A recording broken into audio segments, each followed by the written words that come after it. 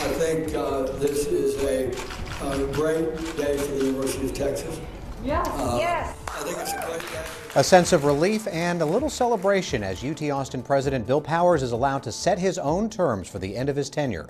Tonight, we'll have more on the deal reached with the head of the UT system and what the embattled head of UT's flagship campus plans to do next. Plus, the question is, are we more interested in politics or are we more interested in solving the problem? President Obama talks border issues in Texas with input from Governor Perry. Meanwhile, faith and business leaders are already taking action. Jeffrey Patterson of the Texas Catholic Conference talks about the work being done on the ground.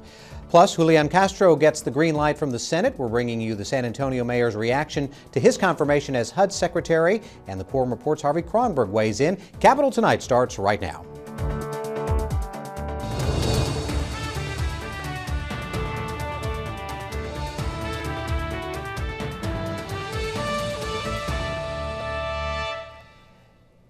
And thanks very much for joining us here on this Wednesday. I'm Paul Brown. A major development today in the debate over UT Austin President Bill Powers' future employment. We know now that Powers will keep his job, but only until June of 2015. The negotiations signaled a course change for outgoing UT Chancellor Francisco Cigarroa. He initially offered Powers an ultimatum: step down or be fired. Our Elise Underwood was on campus today where Powers addressed his future, and she joins us now. Elise, what was the mood like there? Well, Paul, as you can imagine, there was certainly a lot of loud cheers and applause at that special faculty council meeting today as they set out to vote on a resolution in support for President Powers. Here's a look. Bill Powers will continue as president of the University of Texas at Austin through the next academic year, including with the legislative session. It's been emotional, but he says it's the best decision for the university, himself, and his family. I am delighted with this. And also, again, want to thank the chairman and the chancellor for working very hard to get this worked out. A negotiation worked out within 24 hours. Previously, the chancellor had ordered Powers to submit his resignation or be fired. This coming on the eve of the Board of Regents meeting set for Thursday. An immense amount of pressure from community leaders, donors, students, and a lengthy list of professors on this list is believed to have played a major role in the decision. I'm not surprised at all. Like I said, I've been here 32 years, and I have watched this faculty come together for what they believe in, and it's nothing less than what I expected. Powers says there's still a lot of work to do over the next 10 months. Including a lot of what we're doing for the student success initiatives, the medical school. We will be finished with the capital campaign, and there will be issues in the legislative session that I think I can make a contribution to. Powers has led UT's flagship university since 2006, but has often found himself at odds with the governor-appointed regents. But for now, he says this decision just comes at the right time.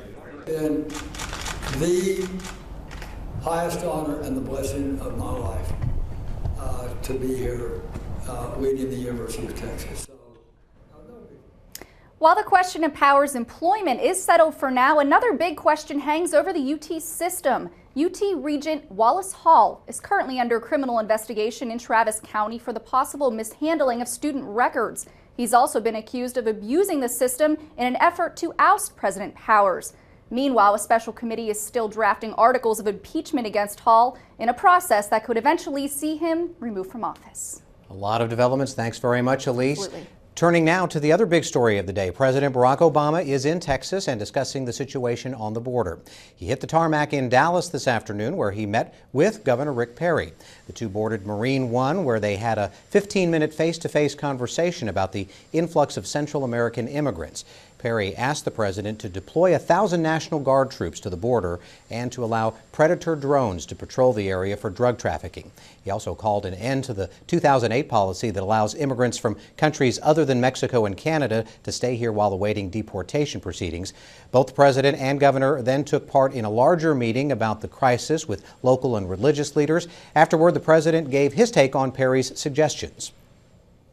He was concerned about how many patrol agents were directly at the border. He was concerned that some of the positioning of Border Patrol agents is too far from the border to be effective in deterring folks from coming in as opposed to simply apprehending them. I indicated to him that what he said sounded like it made sense, and that, in fact, if we passed the supplemental, we would then have the resources to carry out some of the very things that he's requesting. The president is referring to the $3.7 billion in supplemental funding he's urging Congress to pass. The money would pay for more detention areas and overtime pay for border security staff. It would also fund increased staffing for immigration courts. The White House also wants to increase the prosecution of smuggling networks. In Austin, meanwhile, businesses, employers, religious leaders, and chambers of commerce came together to push immigration reform. Today marked a national day of action with events in more than 60 congressional districts across 25 states, including here in Texas. Capitol Tonight's Karina Kling joins me now here in the studio. And Karina, how does the situation now, this crisis on the border, fall into the whole immigration reform debate? Yeah, Paul, well, while some have said it's hurting any action from being taken right now, the groups speaking out today say it should be an indication of how broken the system has become and how reform is needed now. I spoke with one immigrant who's gone through the process and knows the system firsthand. In a small Baptist church in Pflugerville, Adamir Samoas serves as music, worship, and creative arts pastor. He came to the U.S. from Brazil on a religious worker visa 15 years ago, and next month will become a U.S. citizen. A long process, he says, needs to be reformed. I'm frustrated because our system is broken, we can't help a lot. Samoas has gone through the proper avenues to finally obtain his legal status, and he does not support amnesty.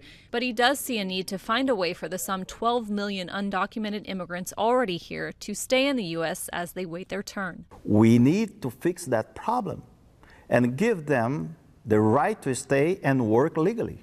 That was echoed by businesses, employers, and religious leaders in the state who came together Wednesday to urge Congress and the administration to work together to enact immigration reform. The group says changes are needed to immigration laws in order to drive job creation and economic growth for the country. We need to import workers rather than export jobs for some industries in this country. And when it comes to the current border crisis involving children, several argued it wouldn't have come to this if a bill had been passed already. If we can't find that common ground in America anymore, then my vote would be let's keep the children and deport Congress. As for Samoas, he proudly plays his church's piano under a big American flag and hopes as he begins his journey as a U.S. citizen, it might also be the beginning of change. This is the moment for immigration. A study done by several national groups was also released Wednesday and given out at the news conference. It shows voters across Texas recognize the immigration system is broken. By a 12-to-1 ratio, the study shows voters think the system needs to be fixed. And Paul, that is rather than leave it the way it currently is. Yeah, there are so many stakeholders in all of this. Thanks very much, Karina. And we will have much more on the border response after the break. The head of the Texas Catholic Conference, Jeffrey Patterson, joins us to talk about how his group is helping coordinate humanitarian help. That's up next.